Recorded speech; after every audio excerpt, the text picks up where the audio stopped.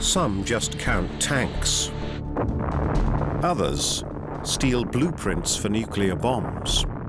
The Cold War is the battleground for thousands of spies and spotters. They were spooks with a license to spy. The men of the Allied military liaison missions in Germany were at the forefront of the intelligence war between East and West. Yet even today, hardly anything is known about their feats. It's a tour that brings back memories to 3 Cold War veterans. White gloves would have been reserved for parades, since their targets were out in the field. Their job was military intelligence, their brief, covert observation. Lawrence G. Kelly, a former US Marine, Jean-Paul Staub of the French Army, and Nigel Dunkley of the Royal Scots Dragoon Guards.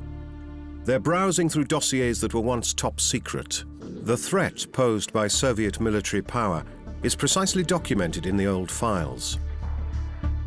It's familiar stuff to Staub and Dunkley. Both men were tank experts. As only close-up photographs would do, they had to sneak up to their targets. Shots from a film showing the British military mission in action. A tank crew has spotted the snoopers. A soldier is approaching fast to apprehend them. It's only by a hair's breadth that the Brits succeed in getting away. The officers of the military missions are out to get at the military secrets hidden deep inside the GDR, the Soviet-controlled eastern part of Germany. Their weapons, cameras with special lenses. The missions had been established due to an agreement between the Allied powers of World War II, the United States, Great Britain, France, and the Soviet Union. That was back in 1944. Procedures were implemented the following year after Hitler and Germany had been defeated.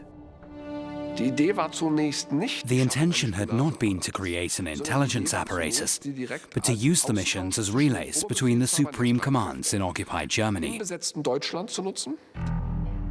Yet, with the advent of the Cold War, the victors soon turn into adversaries. The missions begin using their status to collect military intelligence.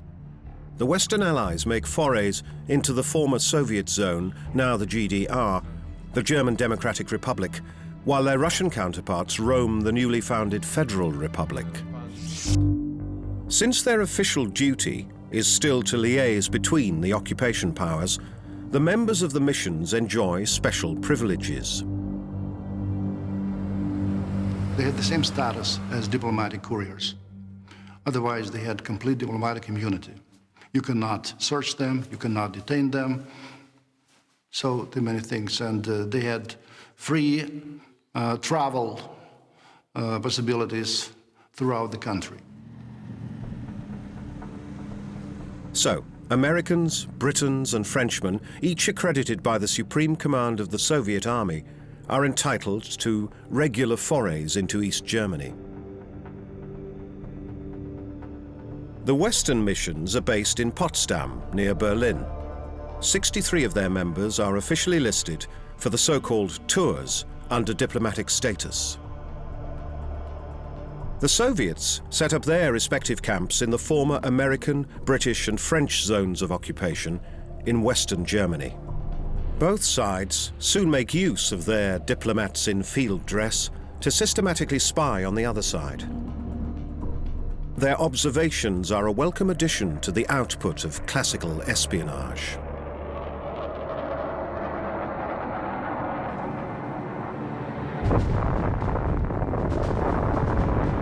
The most sensitive area during the early years of the Cold War is nuclear research. At this stage, only the USA has the capability of delivering an A-bomb. Yet spies such as Klaus Fuchs,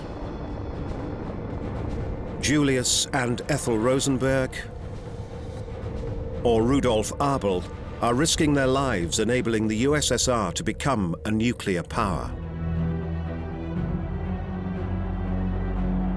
August 1945, Americans celebrate the victory over Japan and the end of World War II. 3 weeks later, a Soviet cipher clerk in Canada switches sides.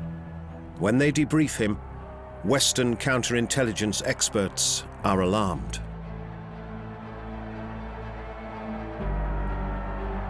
For the rest of his life, Igor Gusenko will only appear in public heavily masked. The defector has good reason to fear the revenge of the KGB, since he has alerted Washington to the presence of countless Soviet moles in American institutions. Gusenko was a key figure in a process which could be described as the discovery of the Soviet Union as an aggressive, expansionist dictatorship. The Gusenko file triggers an all-out counter-spy offensive against suspected communists throughout the United States. The secrets of the nuclear program are at stake, especially since American engineers are testing ever more powerful bombs over the Pacific Ocean.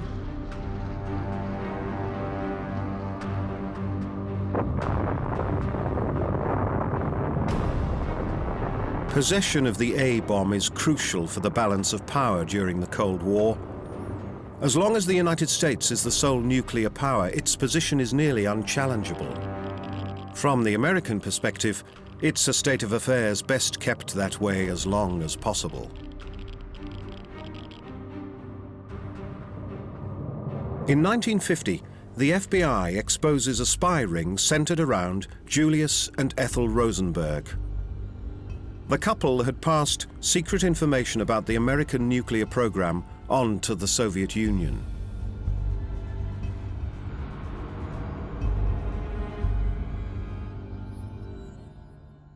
The Rosenbergs themselves were comparatively small fry. Their prominence is mostly due to their spectacular trial and its circumstances. The prosecution succeeded in presenting a star witness from inside the spy ring, Rosenberg's brother-in-law. To save his own skin, he testified, and this, of course, meant that others would take the rap. David Greenglass, Julius Rosenberg's brother-in-law, had provided the secret documents. Yet there are other more important nuclear spies working for Moscow. In 1949, the Soviets successfully test a nuclear device. Without their American informers, they might have needed several years more of their own research. Their most important source of information is Klaus Fuchs, an exiled German physicist working for the Manhattan Project, America's nuclear program, and a member of the German Communist Party since 1933. In 1949, by then in Britain, he comes under suspicion. He hands himself in and is sentenced to 14 years in prison, an extenuating cause that is denied to the Rosenbergs. They are executed for having spied for the new arch-enemy of the United States. The verdict on Mrs. Rosenberg was a judicial crime. She should never have been sentenced to death, since her involvement had been a relatively minor one. But the court was determined to set an example. Julius and Ethel Rosenberg had paid their debt to society with their lives. Their execution is portrayed as a fitting punishment for having betrayed the United States. 1985. US military spotters on tour in East Germany, keeping a low profile while trying to catch a glimpse of the Soviets' brand new main battle tank. Stalking a tank had its risks.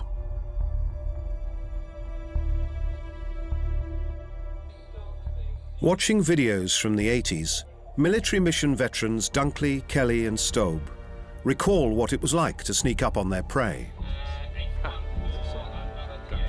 A Soviet-built T-80, a prime catch. T-80 was hot.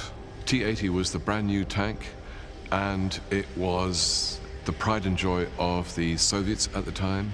And it was a pretty bad shock for NATO to discover it was good. It was an outstanding tank. The fire control system of the T-80 was very important as well. Tank modernization in GSFG was well underway, and this was a critical aspect of it. Major Arthur D. Nicholson and his driver, Jesse Schatz, are approaching a tank firing range near Ludwigslust in northeast Germany. We knew that Soviet sentries were trigger-happy. They tended to shoot first and ask questions later, if at all. Yet Nicholson has set his mind on the tank's hangars, which are next to a restricted area. The two men scan the surroundings for Soviet sentries. Sometimes the area, the training area I mean, was sensitive and sometimes it wasn't. But we all knew that a sentry was normally posted there. Lawrence G. Kelly flew attack jets with the Marines before he was posted to the American military mission in Germany.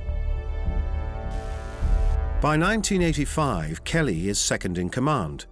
Nick Nicholson has become a good friend of his. Kelly knows only too well what happened that Sunday afternoon.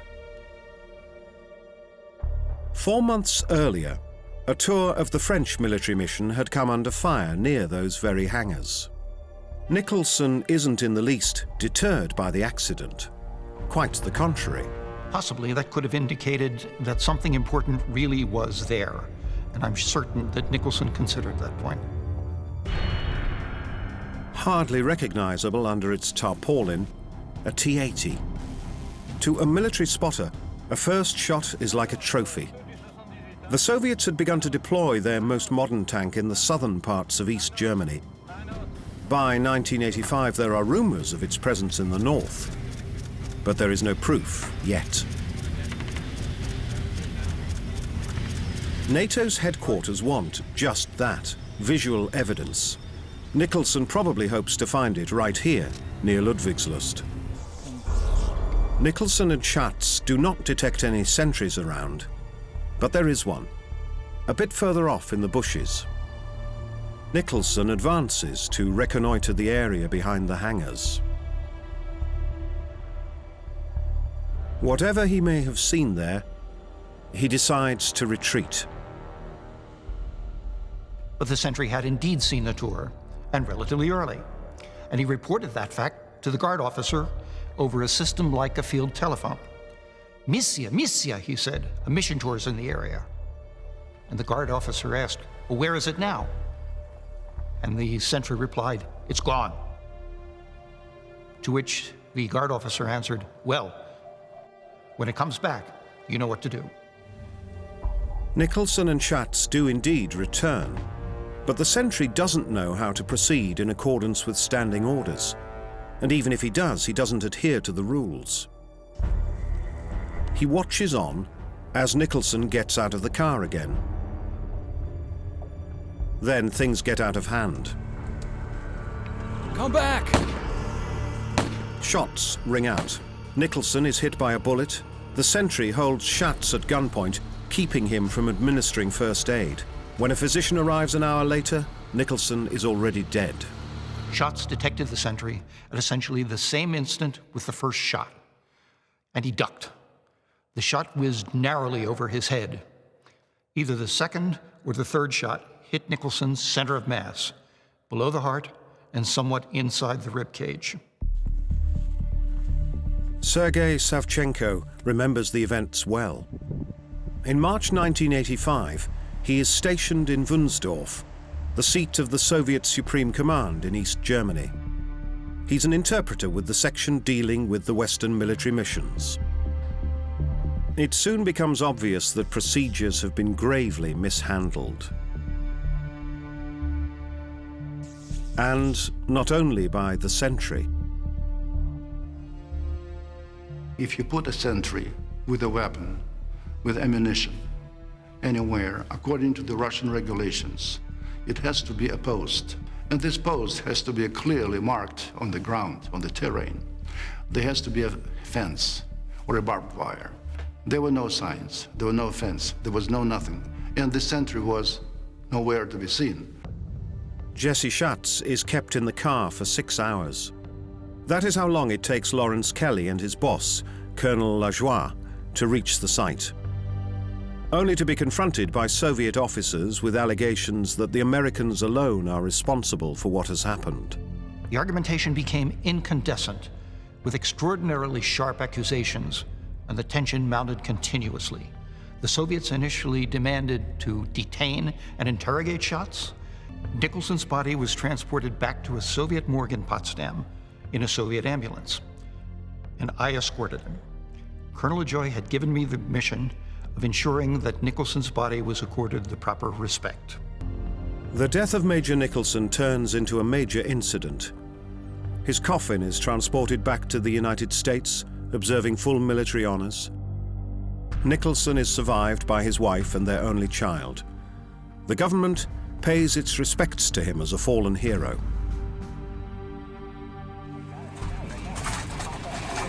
Major Arthur Nicholson was an outstanding officer, murdered in the line of duty.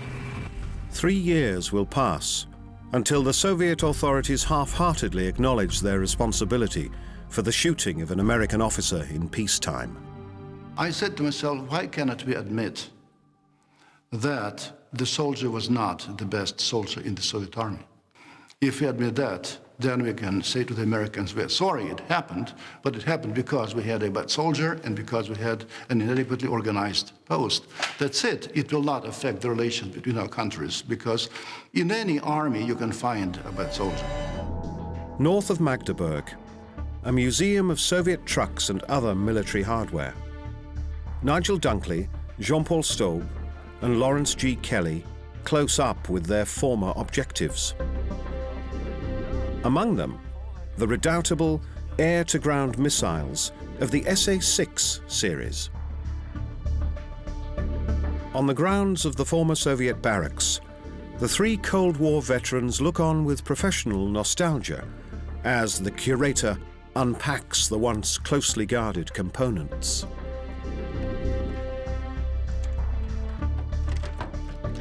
Electronic modules which set the frequencies at which the missile received its target data.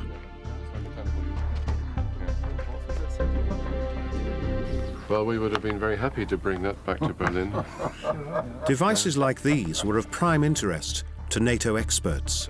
To procure them was easier said than done. Analysts in various headquarters always had wish lists, and justifiable wish lists, but they couldn't possibly know the risks that we would have had to run to make their wishes come true. Fulfilling some of them would have been tantamount to suicide. That's why the decision as to whether the potential results were worth the risk was left to the men on the ground. But the expert's eye detects some intriguing details about the missile's origin. I had my doubts, because the color of the equipment, the lighter green, was not usual for Soviet forces. Soviet equipment produced in the Soviet Union and used in Soviet forces was normally darker. And indeed, apart from some labeling in Cyrillic, there is faded lettering in Polish. To Lawrence Kelly, it's clear evidence that the missile originally belonged to a unit of the Polish army. His hunch was right. The Warsaw Pact Army's air-to-ground arsenal ranked high with NATO reconnaissance. Over Vietnam, as well as in the Middle East, Soviet-built missiles had proven to be a deadly weapon.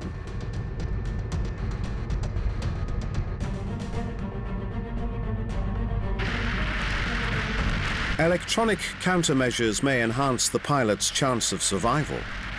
Their development, however, depends on exact data on the setup of a missile. At the close of the 1950s, the Americans' U-2 is regarded as the ultimate spy jet. Out of reach for any missile, they fly over testing areas, nuclear factories, and military bases. Their pilots regularly venture into Soviet airspace with a sense of impunity, photographing from a height of 20 kilometers. Until May the 1st, 1960. To Francis Gary Powers, it's just another mission. Yet this time, the Russians have a surprise in store. When the U-2 crosses the Urals, they launch their latest anti-aircraft missile. Powers is lucky to be able to eject and to survive the descent, hanging on his parachute. To the Americans, it's a most embarrassing incident, forcing them to cancel all further spy flights over Soviet territory. On August 19, 1960, Powers is tried for espionage by a military court. The Soviet authorities make full use of the opportunity to brand the United States as warmongers.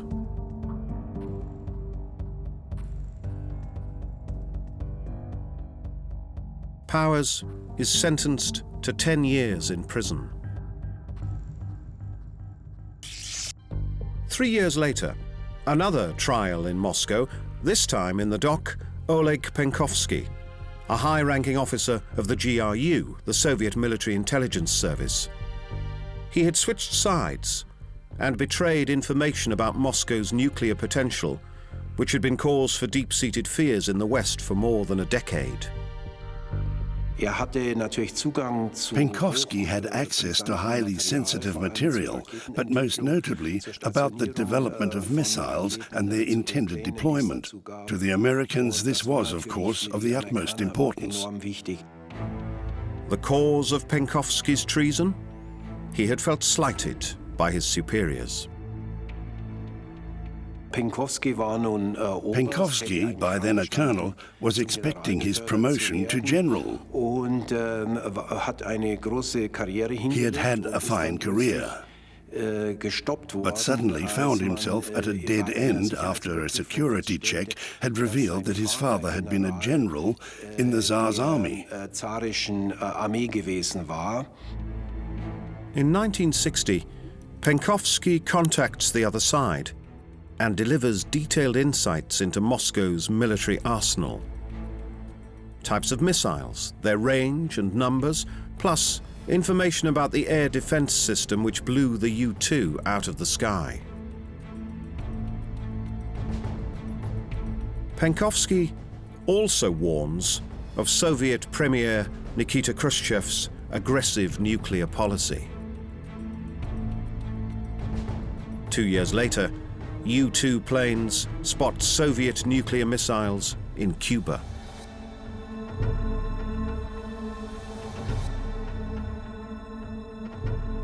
American analysts identify them as SS-4 and SS-5, which can carry their warheads as far as Chicago. Thanks to the information supplied by Penkovsky, the photo interpreters know exactly what to look for, since each type of missile requires a distinct setup. And this was the pattern that Penkovsky had passed on to the Americans. Once their experts had found it on the aerial photographs, they knew that this was a launch pad for a specific type of medium-range missile. US President John F. Kennedy imposes a naval blockade around Cuba. Should these offensive military preparations continue, thus increasing the threat to the hemisphere, further action will be justified. The world is on the brink of a nuclear war.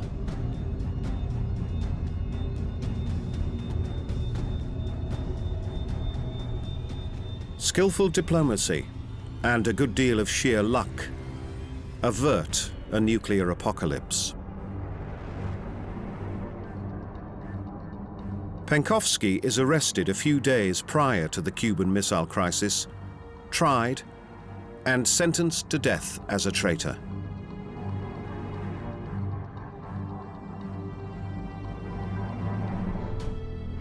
The Bridge of Spies, a symbol of the Cold War. Time and again, Nigel Dunkley, Lawrence G. Kelly, and Jean-Paul Staub set out from here into East Germany. They belonged to a hardly known elite of intelligence gatherers who roamed enemy territory. They don't think of themselves as spies. Their tours, they say, had been perfectly legal, accredited by the Soviets. Some covert observation, yes, of course, but in a struggle for information, it's the results that count. We observed the Soviets up close and personal, as the saying goes, and knew the realities of their armed forces better than anyone else. Our knowledge was practical, not theoretical, and we provided our authorities with an unbiased, first-hand, boots-on-the-ground assessment of Soviet military capabilities, which was very important at the height of the Cold War. Whether uniformed snooper with a diplomatic passport or top agent undercover, the bridge at Glienicke has seen them all. Intelligence gatherers on dangerous missions across secret fronts.